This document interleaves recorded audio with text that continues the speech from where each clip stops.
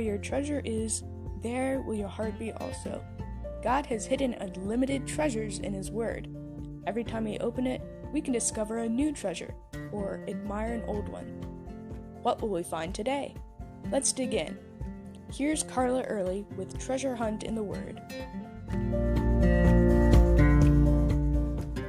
You are the salt of the earth, but if salt has lost its taste, how shall its saltiness be restored? It's no longer good for anything except to be thrown out and trampled under people's feet. You are the light of the world. A city set on a hill cannot be hidden. Nor do people light a lamp and put it under a basket, but on a stand, and it gives light to all that are in the house. In the same way, let your light shine before others, so that they can see your good works and give glory to your Father who is in heaven. I love this passage from the Sermon on the Mount, but it wasn't until I got to studying what salt and light does that I could better appreciate these verses. We in our culture know salt mostly as a seasoning that we get a little too much of. A little salt goes a long way to flavor our food, but popcorn, potato chips, and French fries just wouldn't be the same without it. So when we read, "You are the salt of the world," we can easily connect that we should be flavoring our conversations with Jesus, sprinkling the love of Christ into other people's lives in practical ways. But salt is so much more than that. In Bible times, and even today, salt was a preservative. They didn't have refrigeration, so they salted their meat and other foods to preserve it.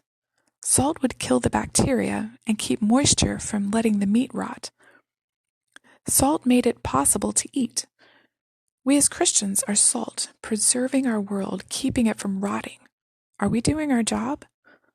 Our influence on the world should be for good. How is your influence at work, at school, or at home? Are they better places because you're there? Another thing salt does, it creates thirst. It's the reason people buy a soft drink to go with their popcorn at the movies. Salt makes you thirsty. And we should make people thirsty for the Lord. When they're around us, spend time with us, listen to us talk, see our joy, observe our responses in a crisis, feel our genuine love for them. Those things should make them thirsty.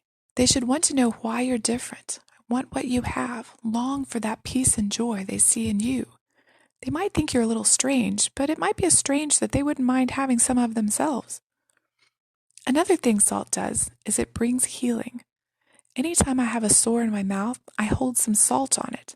Yes, it stings, but it helps that spot to heal.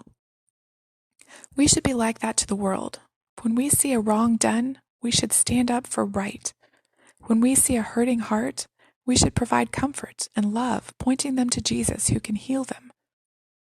Salt also melts ice. When we lived in Indiana, the snow would pour in buckets, and salt trucks would hit the streets as soon as the snow stopped, and then we could get on the main roads again. The salt melted the ice. We're to do that too, melting the iciest hearts with love and kindness. A bright smile, a joyful attitude can go a long way to melt the hearts of those who have been frozen. And what I like about this is that Jesus says you are the salt of the earth. You, as in ordinary Christians like you and me. We're not to leave it up to others who are, more spiritual or more mature. It's us God wants to use as salt, to season, preserve, create a thirst, heal, and make icy hearts melt in our world. Don't lose your flavor and be useless. Salt your world. How are you being salt to your world? I'd love to hear about it. You can write to me at treasurehuntintheword@gmail.com. This is Carla Early. Thanks for listening. And remember, where your treasure is, there will your heart be also.